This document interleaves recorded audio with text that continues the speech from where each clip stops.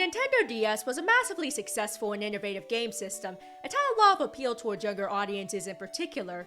So DS games with an M rating are pretty few and far between, especially ones in the horror genre.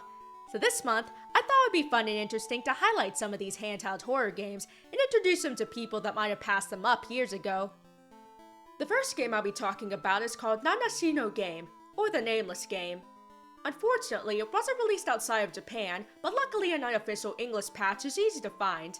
The story begins with an introduction to the TS, a very popular handheld gaming device that just so happens to look a lot like the DS. Recently, rumors have been circulating about a cursed game that's being transferred to people's TS systems. It looks like a typical 8-bit JRPG, but if you don't beat it in 7 days, then you die. But that's just a silly urban legend, right? Well, it might seem that way, until you begin to experience the horrors for yourself. The game has 2 sections to it, the real world and the game world. In the real world, you hold your DS sideways like a book, and move around with the touchscreen and directional buttons. Using both at the same time will allow you to run, although it's not so much running as it is briskly walking. The graphics are pretty good for the DS, and the details of the settings set up a creepy atmosphere. Personally, I always thought that there was something uniquely unsettling about lower quality graphics in horror games. Maybe it's because it often looks so surreal. One of the highlights of the game is its use of 3D sound. In fact, it even recommends that you use headphones for an optimal gaming experience. There isn't any music during these real-world segments either, so you'll be able to fully experience the immersive ambient sounds. Sometimes, you'll need to follow a particular noise, which becomes louder the closer you approach. Other times, you'll hear a ghost creeping up on you, and you need to get moving before it kills you instantly.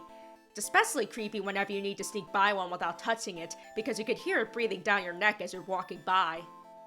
Periodically, you'll receive alerts from your TS, and seeing the home screen that's almost identical to the DS home screen was pretty nostalgic for me.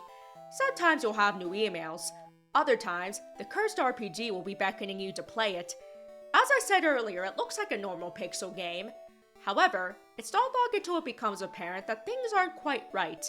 There are visual corruptions, the music turns distorted, and there are eerie messages everywhere. And each time you open your TS, you're reminded of how many days you have left. The gameplay is pretty simple overall. In the real world, each day you'll have a new location you visit that you need to explore in order to find something.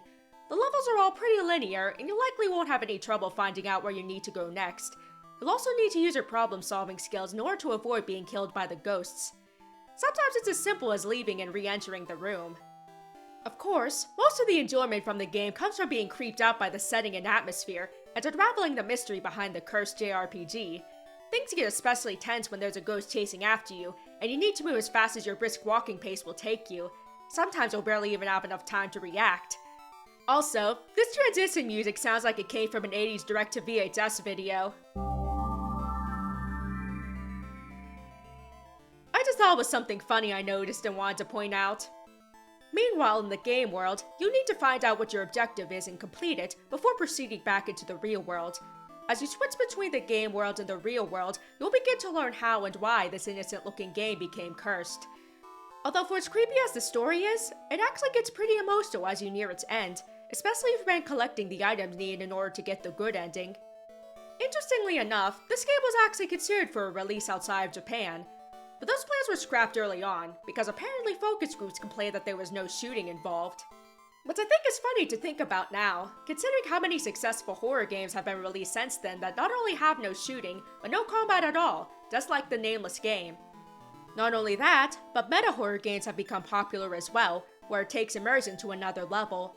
And that's not even mentioning the retro-styled horror games that have intentionally outdated-looking graphics. Perhaps the Nameless game was a bit ahead of its time. If it was released in the 2010s, and likely on the 3DS by that point, it probably would have been approved for international release, and would have at the very least gotten a cult following. And here's something else I thought was interesting to learn. The composer of the Nameless game, Masayoshi Soken, is now the lead composer and sound director for Final Fantasy XIV. He then put a rearranged version of the cursed JRPG's music in Final Fantasy XIV.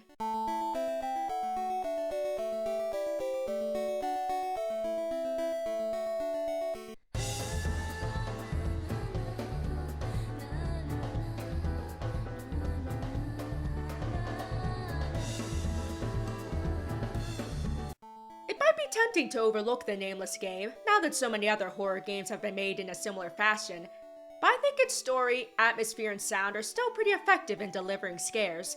And when you compare it to future games that are similar to it, I'd say it aged pretty well. While it's likely that non-Japanese gamers especially didn't play this at release, I always think it's never too late to discover a hidden gem. Thanks so much for watching! If you enjoyed the video, be sure to click like, and subscribe if you want to see more.